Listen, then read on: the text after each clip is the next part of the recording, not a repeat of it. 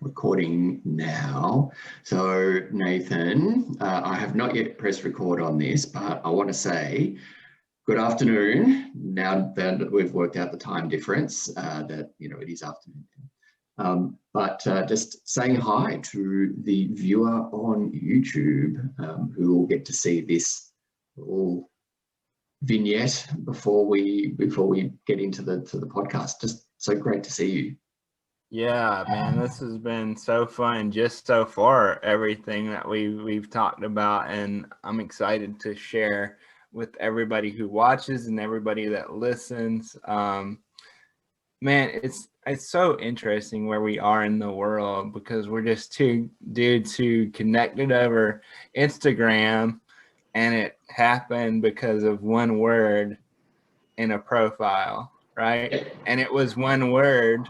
I mean, we're going to dive into this, right? But I mean, loneliness is a word that nobody really, they don't like to talk about it. Yeah. It's forbidden. It's forbidden, or it's okay to deal with. And we do need to press record because this is another gold moment, but it's okay to deal with other people's loneliness. It's okay to make it, in the third person. Second and third person's fine. Yeah. Yeah. When it comes to the first person, no, I'm good. So, all right. I think, viewer, just so you can see, like, the sun's coming up here, and there are birds going crazy. So if you do if it does sound like it's a murder happening outside, it's just some cockatoos nearby. So I think there's a hashtag for that, and it's hashtag Straya.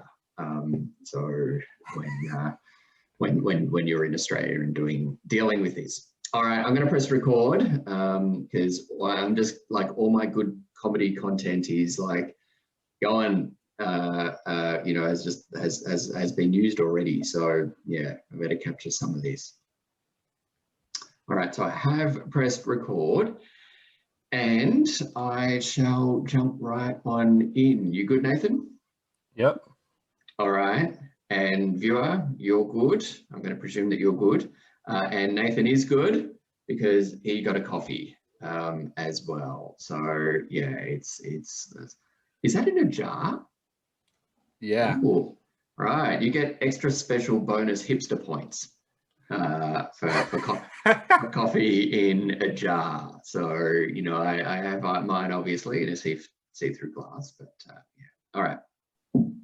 Hey man, where I'm from, it's usually not coffee in jars, but we're good.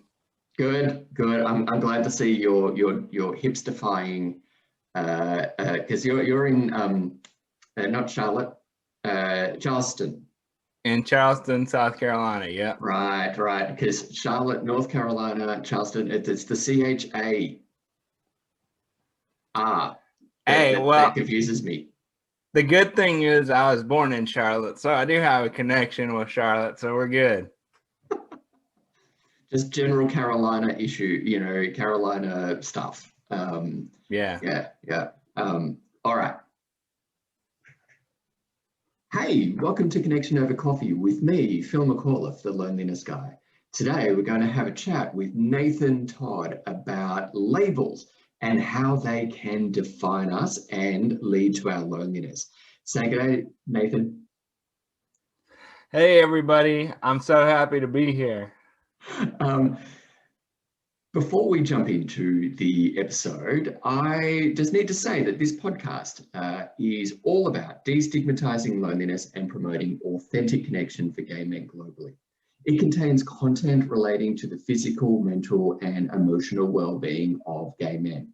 Now, if that's going to offend you or anyone in earshot, now's the time for you to move on. So with all of that said, I'll go get coffee sorted. Nathan, how about you and the listener and the viewer go and get a table, and I'll be right back. Sounds good. Let's do it. All right. So this is the point where I would be, editing out and putting the coffee sound in. And thank you for being a pro. I tripped over my words there about I was saying g'day, And I'm like, I don't normally say it like that. That's horrible. Like, and I got all in my head for a moment. So thank you for just sailing right through. So here you go. If this is the first time that you've joined me for coffee, if you've joined, first time you're listening or you're the first time that you're watching on YouTube, I want to say hi and send an absolute huge welcome to you. And I want to applaud you for your bravery and courage in simply pressing play. And the reason is loneliness, particularly for gay men, but loneliness for anybody, is a topic that we can be so reluctant to engage on, that it's only when we realize that there really is no other choice but to engage on it do we choose to engage on it. And that in itself requires bravery, requires courage, and requires us to be beautifully vulnerable. So I recognize the simple act of pressing play may have indeed, probably really did have you thinking and feeling some uncomfortable thoughts. But now that you're here, now that you have pressed play, I want to say how proud I am of you for being here.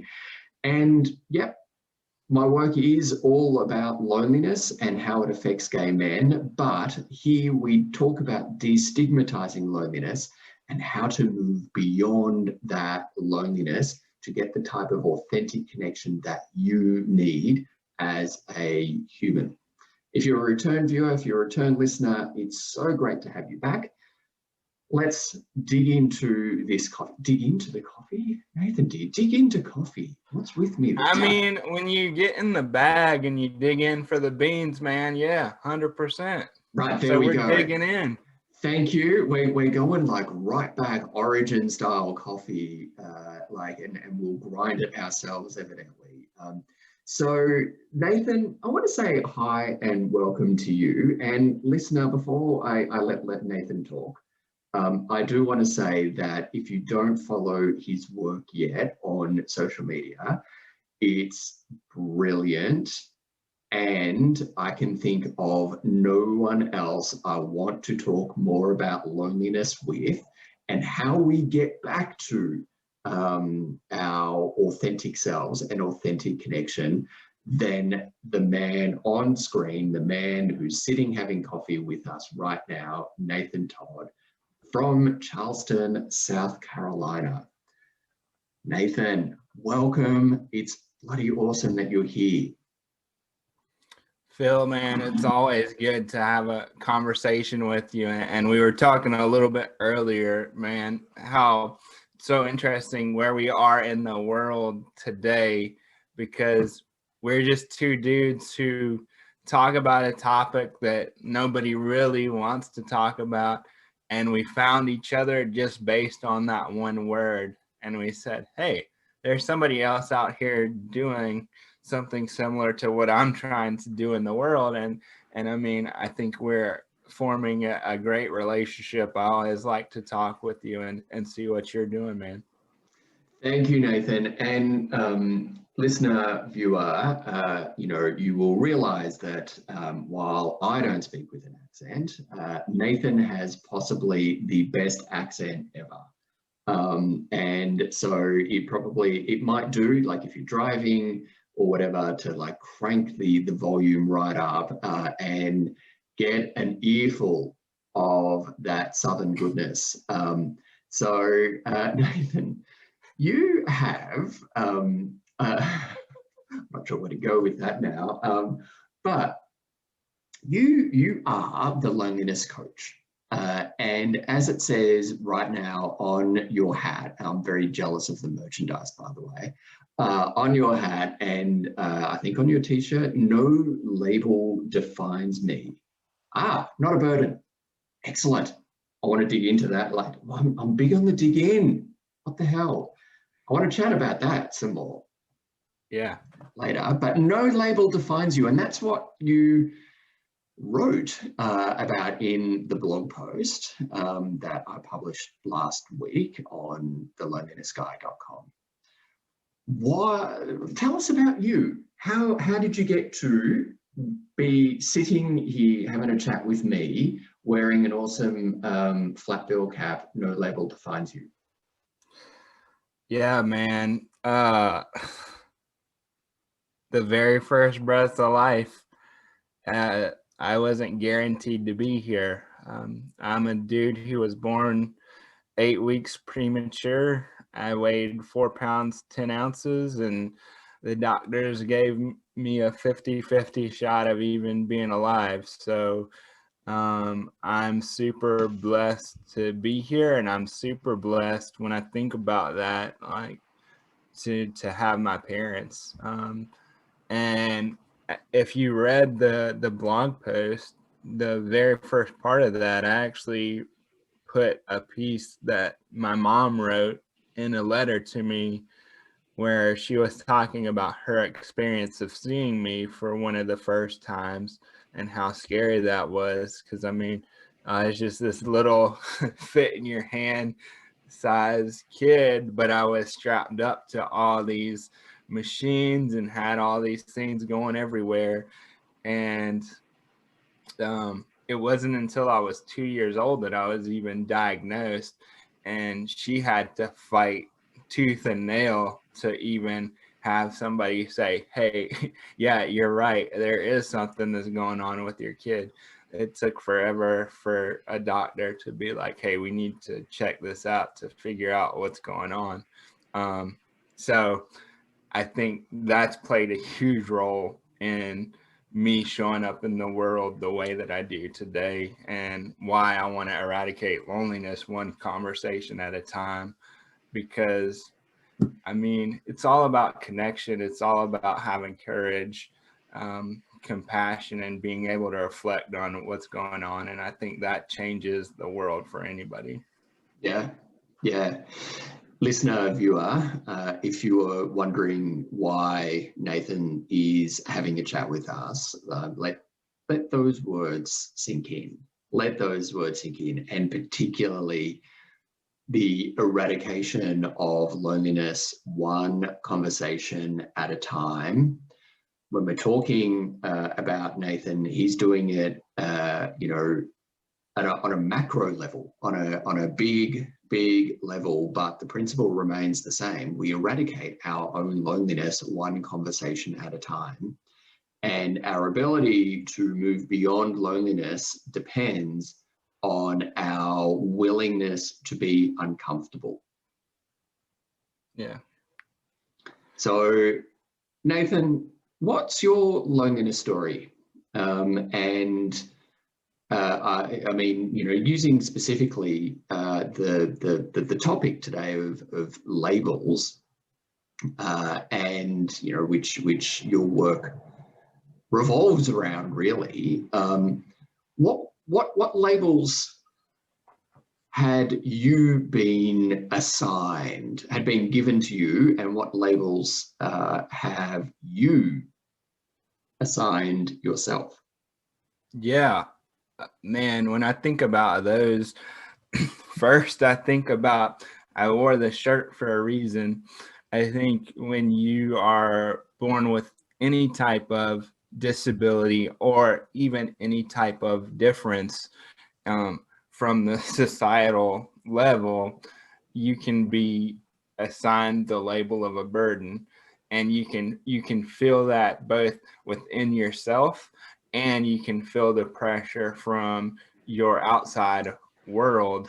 And I mean, I love this because, like, look, mine came from having a disability. I guarantee you, if you're a gay man listening to this, I bet there's something that shows up around the label of gay when it comes to feeling like a burden. I felt another label that's often assigned is broken or needing to be fixed. Yeah. And that there's something wrong with you. You're not normal. And so many people with disabilities, with that one specifically, we spend a whole lot of our time overcompensating to make up for this idea of normal when we're not even allowed to actually question what the hell is that anyway. It's a made up thing too.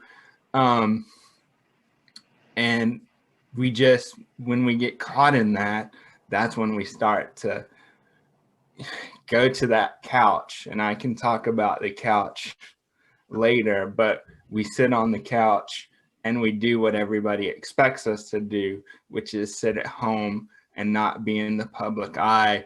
And then they wonder, hey, where are all the people with disabilities? Well, we got really good at hiding. Yeah. So I find the image, I guess, or the concept of labels incredibly powerful, and it's brilliant. It's brilliant because those labels, like anything, can be used to define us, and like the labels can be used to define us, and like anything, those definitions can be in ways that serve us or in ways that don't serve us. Not good, not bad. And I was just madly scribbling down notes because I didn't want to lose any of that good stuff that you were saying. Because when we are talking about not fitting into societal norms, you know, and that places great strain on us, mental and emotional strain. And you know, your point about overcompensating, you know, being hyper awesome as an effort to fit in, to shirk off those labels, that you know, or to disprove them or to prove them, to live up to perceived expectations.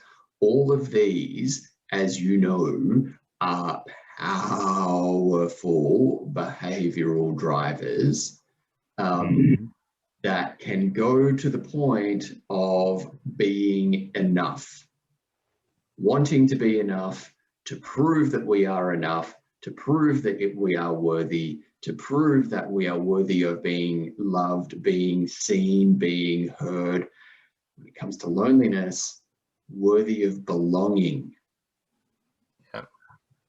So these labels that we work so hard to disprove or prove are such powerful behavioral drivers, and it's this reason that I really want to like explore these some more with you over the next little while.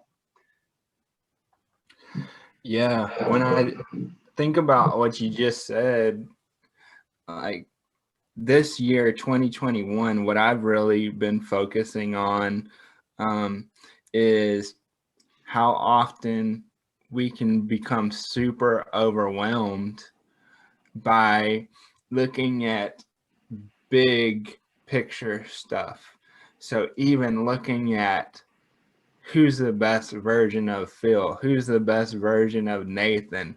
And so we've been trained, right? We've been trained to dream big, like dream some absolutely absurd thing. And I think that's bullshit. And I think that's why so many people, they get overwhelmed and they're like, I can't do anything. And so 2021 for me is this idea of dream small, play big, and repeat. So we only have right now, like whenever you're watching, whenever you're listening, this is the moment right now that you've got. And we just, psychologically, we think we're going to live forever most of the time. And none of that shit exists. So my thing is, when you wake up, let's go with labels, right? When you wake up, go get a label, like you're going to a networking event, and put an intention on that label. Put an intention for the day on that label, and put it on you for a minute. Put it on you and see what happens. And focus on, if I can only do one thing today, or if I could only be one way today, what's that way? Then you're like, okay, if I get that, how do I play that out to 100%? How do I play that with everything I've got? And then guess what? Another lie, like we only have one huge dream. What if one huge dream is made up of all these tiny dreams stitched together and they make the big picture? So focus on that and see what happens. I've got chills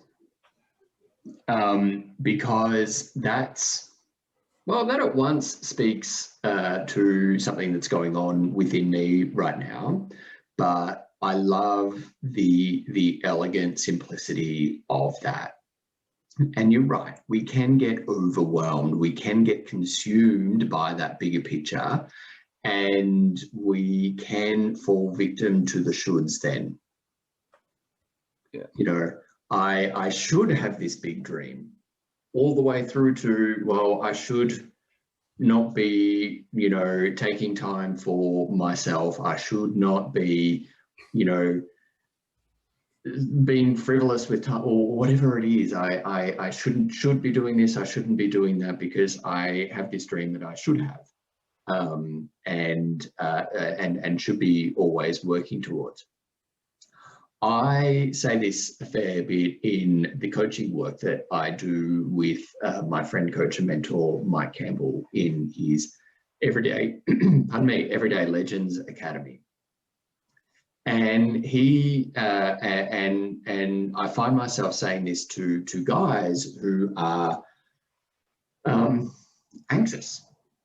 And Eckhart Tolle talks about anxiety is, you know, living in the future, comes from living in the future. Regret comes from living in the past. And, you know, to the point that you just made so eloquently there, Nathan, you know, all we have is now. And so if we find ourselves like riddled with anxiety, we are living a future that doesn't exist, that only exists in our own heads. So we need to come back to now. And so my advice is simple. And I say this to myself: do now well. And even if now it's allowed to be, I don't know, sitting on the couch watching TV. It's allowed to be feeling pretty, you know, average about yourself, about the situation around you. Allow that to be, and then move forward to the next now, When it comes to loneliness, then, Nathan, we talked about how loneliness, and this is like we talked about this just before I pressed record, and how we wade into loneliness. And I had in my mind, you know, the image of a kid's pool, where you wade in from the shallow end and it gets deeper and deeper and deeper the more you wade in, and then to get out of the pool, you need to climb out. So it is actually far easier to get into loneliness than it is, and for it to become a chronic state, than it is to actually climb out. What is it for you that makes both within you as a man and in your work that makes it so hard to move beyond loneliness in that moment? That's a great question. I think it goes back to what we were just talking about, and that's the fact that as much as I'm aware of all this stuff, I still get caught in the stories. And I mean, something like, I think the science is 80% of our thoughts are negative, and 95% of our days are on repeat from the day before. And that's scientifically proven. And so I think it's when I buy into the story in my own head sometimes, and I get caught up in something somebody said even a long time ago. Like, there's a lot of work that I'm doing with my own coach right now around like the word for 2021 is love, and it's focusing on self-love. Like, how did I need love when it didn't show up for me when I was younger? Or what were things that caused me to feel inadequate when I was younger? Because I can tell you, back in 4th grade, field day, I don't know if that's big in Australia, but it's big in America. Elementary school, and winning tug of war is like the most important thing you can do. Yeah. And I remember my team was playing for the whole tug of war for the day for all the grade levels. And I remember this kid telling me when we got done that I was the reason they lost. And like, that's the type of stuff that I know people are dealing with. And it's figuring that out and having awareness that that's something that, even though I'm 35 now, but I can remember that. And like, that's the stuff that we're all dealing with. I don't know what your particular story is, but I bet you have one of those stories. And it's being able to ask the question in the moment, okay, what did that kid need back then that he didn't get? That kid being you. Yeah. Mm-hmm. Yeah. Yeah. And I would give it also, to yourself. Right. All right. So, like, one thing for me is hugs. Yep. Like, as weird as that sounds, like, it's figuring out how that kid needed a hug in that moment and he didn't get it. And he didn't know how to necessarily process what was going on. Yeah. Yeah. Yes. Like me, I'm sure the listener and the viewer gasped when you said that, because we all have stories like that, and you sharing that, Nathan, has perhaps even for a track and field meet, in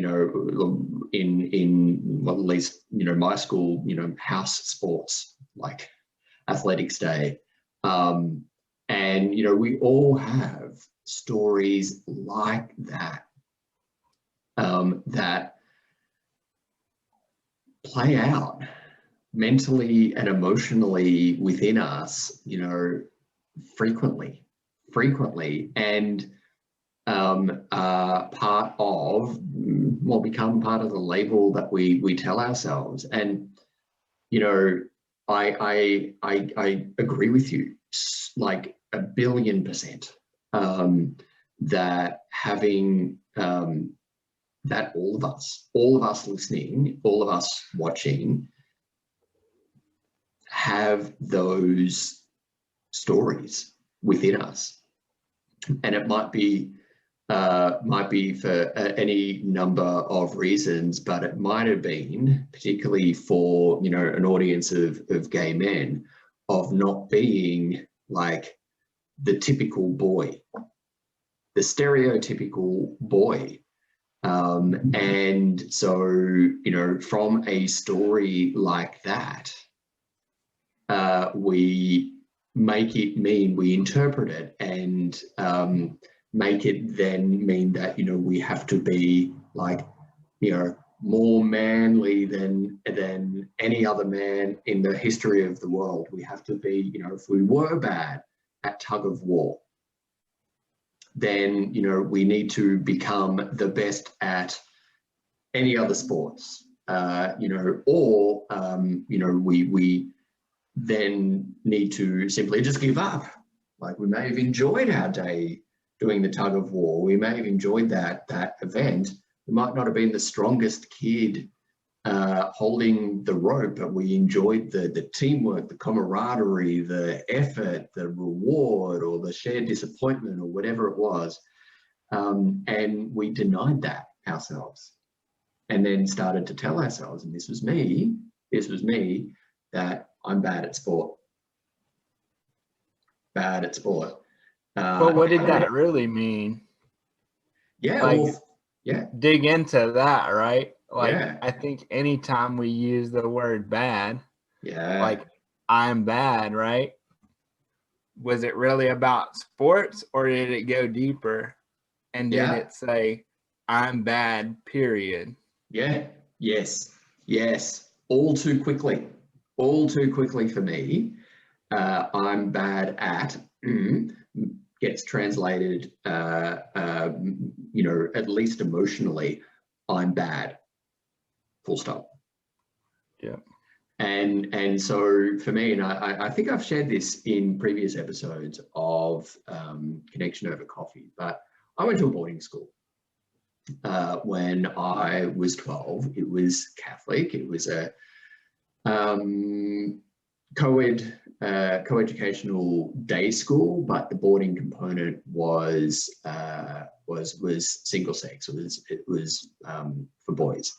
And went there when I was 12, all the way through to almost 18. So all of my secondary schooling was there. And it was about 3 hours drive from where my parents lived, and where I grew up. And it still is a very famous Australian rules football school, and euphemistically known as the Football Factory. Because a lot of guys get drafted into the Australian Football League from that school. And yeah, I was not good. I didn't enjoy it. And I failed to see the fun in running around in the mud when it was bloody freezing cold, trying to catch, well, it's called marking, trying to mark, but catching a football, getting like absolutely pummeled by other people, and just being entirely miserable playing it. And I didn't enjoy it, and I wasn't particularly skillful at it. And I could run fast, but I would often, you know, I perfected the look of making it look like I was going all in, but really is like projecting out the do not give me the ball, don't want it. And then, but, and the people around me very often were very free in offering their interpretations of my skills.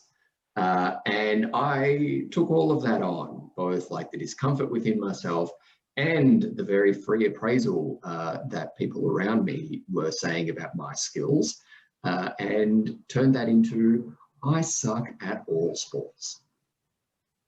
And that's not true. That's not true. And but that took us some unpacking. It's like, I don't particularly enjoy playing one sport.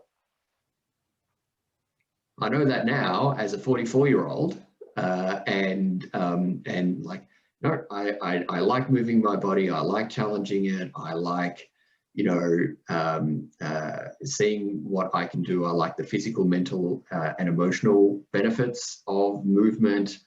I like the connection that comes with it, all that kind of stuff. I just don't happen to enjoy playing Australian rules football.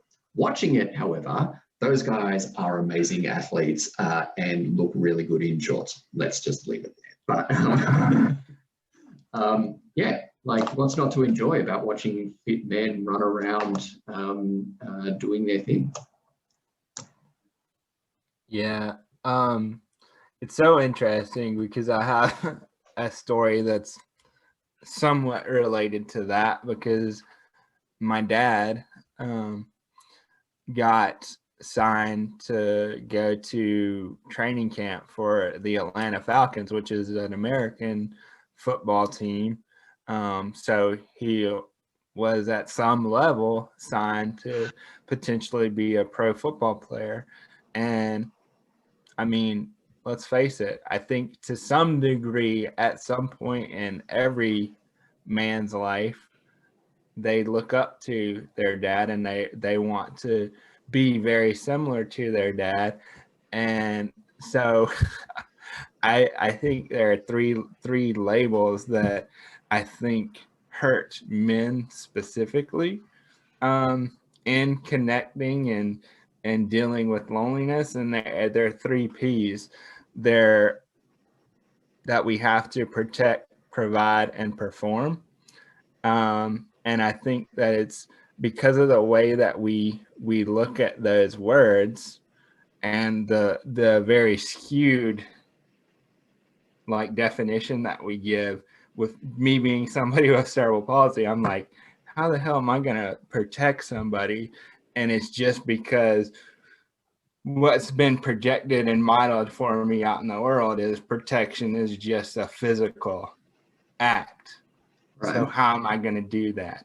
And then how am I going to make money and provide for my family? Because when I graduated from college, I was sitting on that couch. I was like, I've done everything that has lined up with what the American dream is, what I'm supposed to do, let alone there was all this financial stuff going on in 2008 where nobody was getting jobs.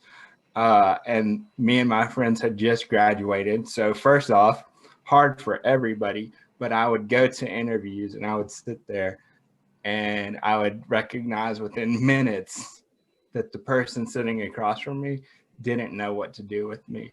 They didn't know how to interact with somebody with a disability, and they were just trying to make it through the interview. And so I spent a year sitting on the couch thinking, okay, so now I'm getting slapped in the face with the reality of what the world sees as the label of disability. I may not agree with what it is, but this is what it's showing me currently. So how am I going to provide and then perform? Like, yeah, I wanted to go play football and be the quarterback for the 49ers and do all that stuff. So everything I saw on TV and I saw modeled, I was like, how the hell am I going to do that? How's that possible? And I think that's what happens regardless of the label. When we get stuck in whatever it is, it's like, how the hell am I going to do that? And I think it goes back to how we set expectations. Yeah. And that big label of who we believe we're supposed to be, that's set by somebody else's expectations. And when we are playing a game by somebody else's expectations, you're not going to win because you didn't make the rules and you don't even know how to score points. So that's the biggest problem with labels and loneliness. At some level, you're living your supposed to life and not the life you're meant to live. Wow. Bloody hell. Like, I can guarantee you that will be in the promo. That is it right there. And I'm so glad that you raised this, Nathan, about expectations, because some of the people in my corner who help me, support me, encourage me, call me forward, have said this quite a few times to me about when I'm disappointed, when I'm feeling disappointed, when I'm down on myself, and I'm like, sign me up for the Australian Olympic team on being hard on oneself in that event, and also sign me up, and like no one in the world comes close to me at being like driving myself hard. And I used to wear that as a badge of honor. I used to go, yeah, this is the way that one gets ahead. This is how the world works, and people will see me for my awesomeness when I do this. What I realized that I was doing was like putting all of my worth onto other people. Mm-hmm. In that way that you were saying, I was playing a game where I didn't know the rules. The rules constantly changed and I didn't know how to score. Well, I thought I knew how to score. And that was like just being awesome at everything and being super pleasant, being like, the guy who, you could give a huge project to, and then I'd come back after lunch having done it and, go and give me more. Look how awesome I am. And I know that I'm not alone on that.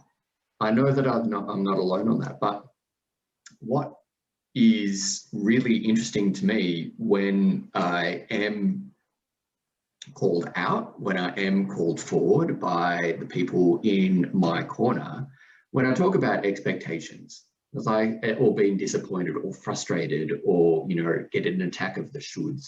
I should have been this by now. Particularly one man, he said, what did you expect would happen? Like, very clearly, what were your expectations? And were they actually your expectations? Were they actually doable? And I generally swear at him because he's right. But it kind of like with the skill of an emotional surgeon, he just goes like, just gets right in there with his coaching scalpel. And his name is Kevin Hunting, and he does 2 steps forward coaching. And I'll be getting him on the podcast in the future. But he's awesome at doing that. And you just saying now about expectations and the labels that come with the shoulds, and getting super clear on where they're from. That's gold, Nathan. Thank you. So, and here's where that comes from for me. When you're somebody who's labeled as disabled from the societal definition, like people in our community, so other people with disabilities, we talk about raising the bar all the time, and that's a very human thing to talk about. Often the bar doesn't exist, or it's laying on the ground for us. Like, it's just laying there. But here's where I'm going to say something a little bit different than you'll probably hear most people with disabilities talk about. And I think you can figure out how to apply this for yourself. Like, who cares that it's on the ground? I think that's actually amazing that it's on the ground, because you can use that to your advantage. The moment that you let those expectations be low, it actually gives you a gift. And the gift is, it gives you the opportunity to try shit. Like, when there is no expectation, there's nobody saying this is what you should do. Everybody already assumes you're not going to be able to do it. So why not give yourself the opportunity to try? It allows for a space to try. So what if you went and you said, hey, today I'm going to try and let go of these expectations. This is just something that I feel like I want to do, but I don't need an outcome. I just want to do it, try it, and see what happens. And I think that's a beautiful thing. Like, stop worrying about raising the bar. Start worrying about trying the shit you want to try. Yeah. Leave the bar where it is. That's so insightful. That's so insightful, because it goes again to that point of the shoulds. And I keep coming back right now to the book, The Velvet Rage.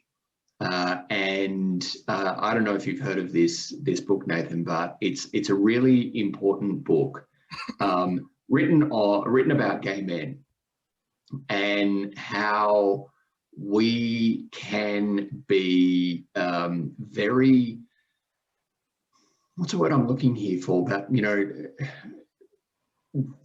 determined to prove that we are enough. And in that determination can lead us as gay men, but let's substitute gay men and like leave us humans, because it's a very human thing when we look at it, very generally.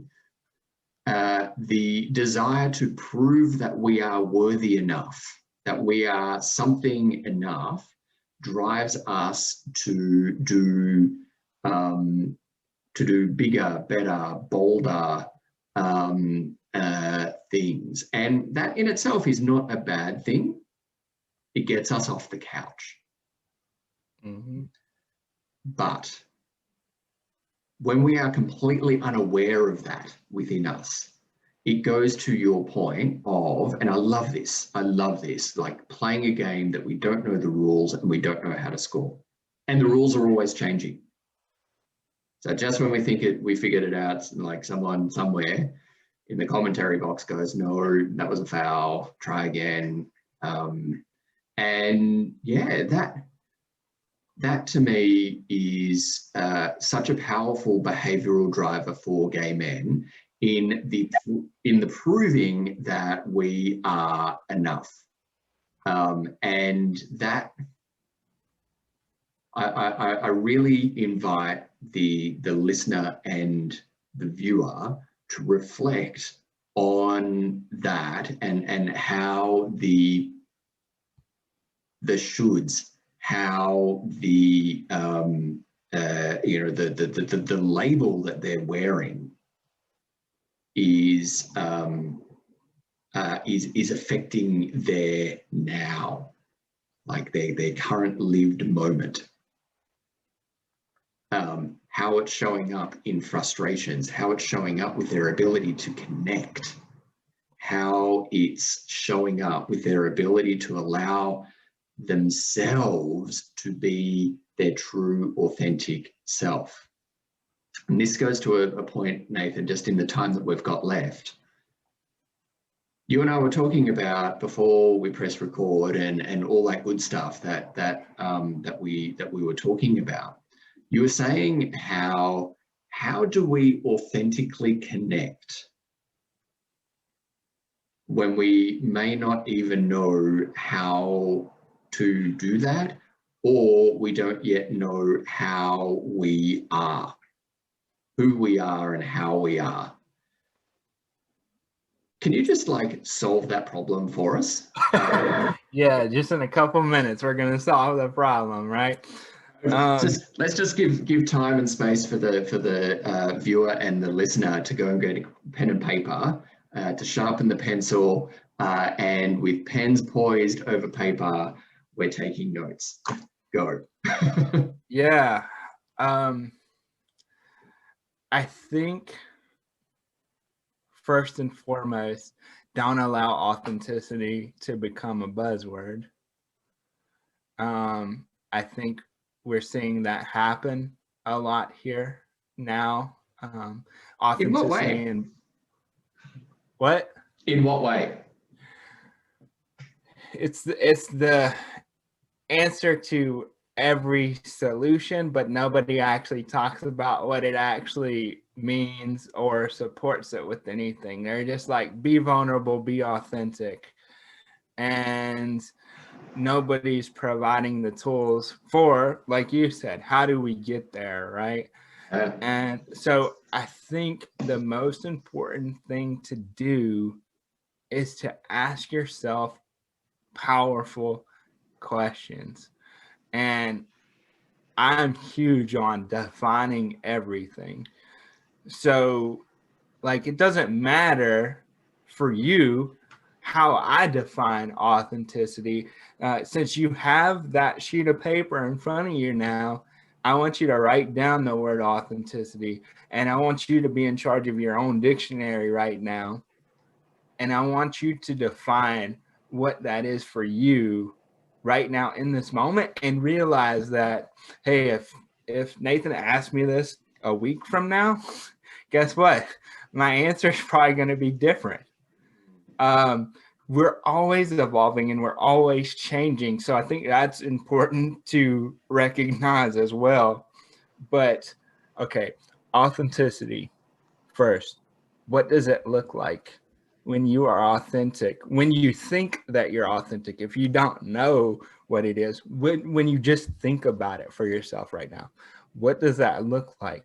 When you are authentic, who's in your life? When you're authentic, what are you doing? When you're authentic, what are you saying?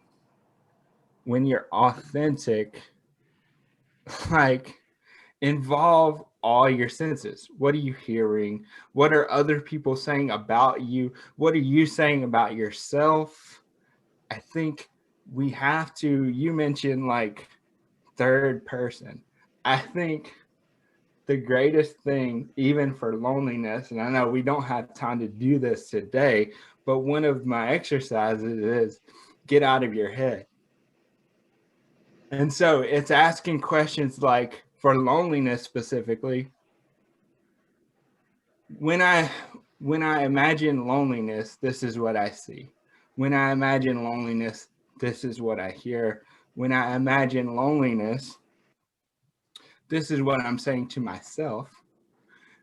If loneliness was a color, what color would it be?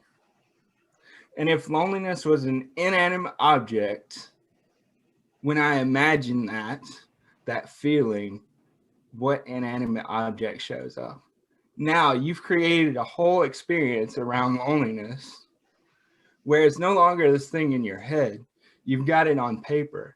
Now that you answered those questions for yourself, I want you to think about, if I was naming my loneliness, what would I name it? And then we do the opposite thing for connection. We ask the same exact questions, but we replace loneliness with connection. And then you have two very different pictures with actual names to those feelings, to those emotions. And now you have something that you can go back and you can say, hey, what character is showing up for me right now? What character is showing up for me right now? So I think you get to do that with authenticity as well. Yeah. Wow. Wow. Bloody hell, Nathan. That's brilliant. That's brilliant. And I love those questions. And I know that that's something that we will be digging into, like as you know, we tell the world about this conversation on our various social media channels over the coming weeks. But I want to just take a big, not a big step back, but about authenticity. And you're right, it is an absolute buzzword right now. And I just want to revisit your point, because authenticity, we get to define that, and I love that. I'm like good with the words, and so I find incredible power in defining key concepts for myself, particularly in that definition. And I wrote this down for myself. Your question about who is in your life when we are feeling authentic. When we've practiced authenticity, when we're feeling real within ourselves, that question is critical. and listener and viewer where I went physically and emotionally when it came to that point about authenticity and who's in your life. My invitation for you is to reflect on, are you in your life when you're practicing authenticity? Because the temptation is, as Nathan said, to look at things in the third person. Thank you, Nathan. I'll accept that, of course. In the third person. So he wants me to be authentic. He helps me to be authentic. Or in the second person. So you help me to be authentic. You want me to be authentic. Therefore, I will be authentic. But the critical thing, and this goes to loneliness, to the very core of loneliness, can be the absence of connection to ourself. And I talk about this in the 3 pillars of connection, which is a cornerstone of my work. Connection to self, connection to those most important to us, and connection to our communities, however you define each of those, whoever's important to you, your community. But your connection to self is the thing that makes the connection to the other 2 pillars real, genuine, dare I say, authentic. And it's the absence of lies. It's the absence of tricking yourself, of convincing yourself that you're something that you might not be, might not want to be, and the acceptance of what is about you in that moment. Nathan. Yep. Shit, that's like brilliant. That's brilliant. I do need to wrap this up, like extremely reluctantly, but I want to flag this publicly, right? I want to explore with you again in the coming months, and if you are keen, I would be extremely, like, just so tremendously grateful. We didn't even touch on being a burden. And the coming out of loneliness, the climbing the ladder out of the pool of loneliness that we've waded into, about being a burden. And I know that this is like this concept not only is on your t-shirt right now, but is, you know, is a key thread in your work. And it actually really speaks to me because I see this so often when people talk to me about loneliness, and I'm like, well, why didn't you're allowed to ask for help? Oh, I didn't want to be a burden. Didn't want to be a burden. It's like, bull fucking shit. You're allowed to be a burden because those most important in your life and your communities are waiting for you to show up. And you don't expect everybody else in your life to have everything sorted for themselves.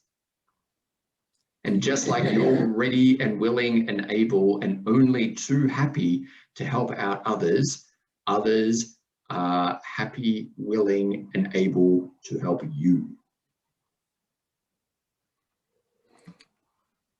You hit it. I think, yeah, I'm down to explore that in the future for sure. Because that thought keeps us small. Yeah, and I know there's somebody listening right now that has that feeling 100%. And that's me putting my hand up. Yep. Yeah. There's so many people, like, I don't want to dive too far, but that idea of being a burden, that's what keeps you in the loop of loneliness.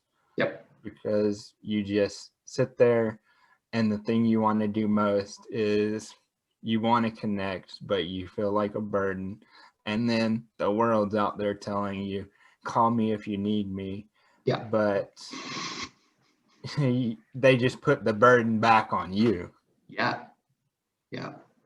So I want to flag this in the next few days. Let's get in contact. And like it might not be any surprise, but I have a spreadsheet with the forward schedule. Let's get you in that forward schedule so you can plan around it as well. And for another blog post, podcast combo on that that really important topic. But Nathan, before we wrap up, I want to ask, how can the listener, how can the viewer, who I'm sure has been in rapt attention during this awesome coffee, how can they find you? Yeah, right now, for all of our iPhone friends, Clubhouse is huge for me. You can be in direct conversation with me almost every day at some point. So that's Real Nathan Todd on Clubhouse. And then on Instagram is where I spend the second most amount of time. So the Real Nathan Todd on Instagram. And I'm happy to talk to anybody and support you in getting out of that pool that you feel like you might be drowning in right now. Yeah. I'll be putting links to your Clubhouse and to Instagram in the episode description. And you're also on Facebook. Yeah, check him out, please, because Nathan's work is, well, brilliant. I'm in awe. Yeah, your ability to see people really, well, frankly, inspires me. So thank you for the work that you do. Thank you for how you do it. And most importantly, thank you for being you and putting the real, dare I say, authentics you into the world, because you are making the world a much better place, because I can say that from my own personal experience. Thank you, Nathan. Much love, everybody. And thank you for joining us on this episode of Connection Over Coffee with the Loneliness Guy. And I know, because I've just flagged it, that this will not be the last. All right. Thank you so much, Nathan. Thank you so much, viewer. Thank you so much, listener. Before I wrap up, finally, I want to say that remember, loneliness is not something that you are expected to move beyond by yourself. Indeed, you are able, like, you completely missed the point. If you want to work through the thoughts and feelings of loneliness by yourself, so join the small but growing community that I've created with the premium members of the Loneliness Guy, and join us for in our exclusive Facebook group, as we all work to put our real, authentic selves into the world as beautifully awesome human gay men, and come and get the support that you deserve as you go about putting you into the world. So all of that is available through my website. You can't miss it, thelonelinessguy.com. Until next time, everyone, stay safe, stay well. Nathan, you're bloody awesome. I think you're just excellent, and I'm so glad to have you here. Thanks so much. All right, YouTube, we'll see you later. No worries. Be awesome. Stay well, stay kind. See you later.